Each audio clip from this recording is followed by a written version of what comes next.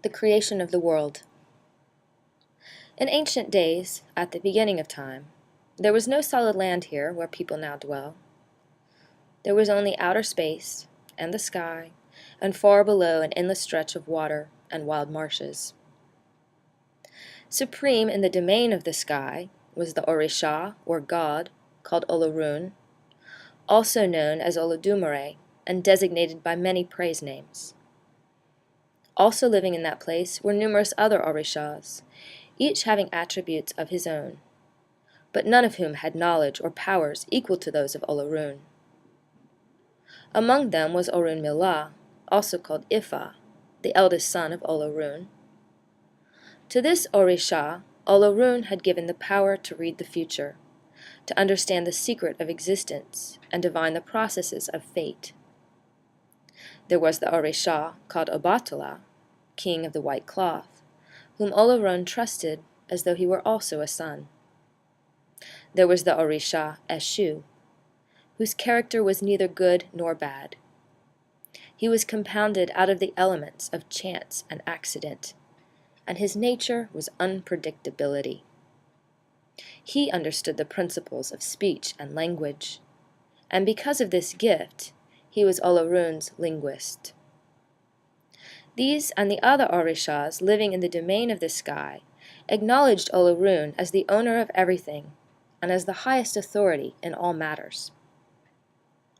Down below, it was the female deity, Olokun, who ruled over the vast expanses of water and wild marshes, a gray region where no living things were in it, either creatures of the bush or vegetation. This is the way it was, Olorun's living sky above, and Olokun's domain of water below. Neither kingdom troubled the other. They were separate and apart. The Orishas of the sky lived on, hardly noticing what lay below them. All except Obatala, king of the white cloth.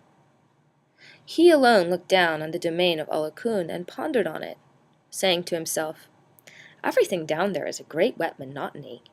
It does not have the mark of any living thing."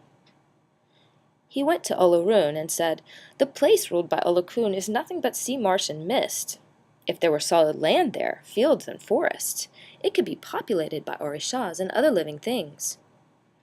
Olorun answered, "Yes, it would be good to cover the water with land. But it is an ambitious enterprise. Who would do the work, and how would it be done?" Obatala said, "I will do it. I will undertake whatever is required." He left Olorun and went to the house of Orunmila, who understood the secrets of existence, and said to him, "Your father has instructed me to go below and make land where now there's nothing but marsh and sea. You, Orunmila, who can divine the meanings of all things, instruct me further. How can I begin this work?" Orunmila brought out his divining tray and cast 16 palm nuts on it. He read their meanings by the way they fell. He gathered them up and cast again reading their meanings.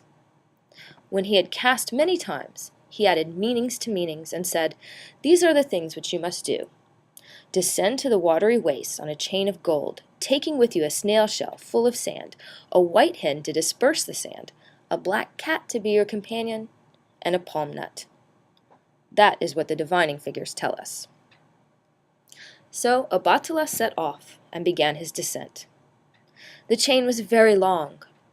When he had descended only half its length, Obatala saw that he was leaving the realm of light and entering the region of grayness.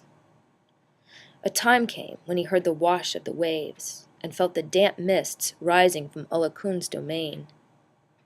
He reached the end of the golden chain, but he was not yet at the bottom, and he clung there thinking, "If I let go, I will fall into the sea."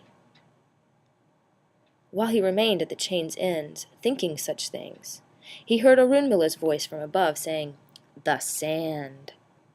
So Obatala took the snail shell from the knapsack at his side and poured out the sand.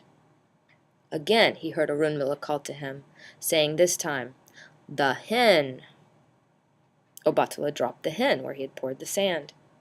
The hen began at once to scratch the sand and scatter it in all directions. Wherever the sand was scattered, it became dry land. Because it was scattered unevenly, the sand formed hills and valleys. When this was accomplished, Obatala let go of the chain and came down and walked on the solid earth. The land extended in all directions, but it was still barren of life. Obatala named the place where he had come down Ife. He built a house there. He planted his palm nut, and palm trees sprang out of the earth. It matured and dropped its seeds. More palm trees came into being.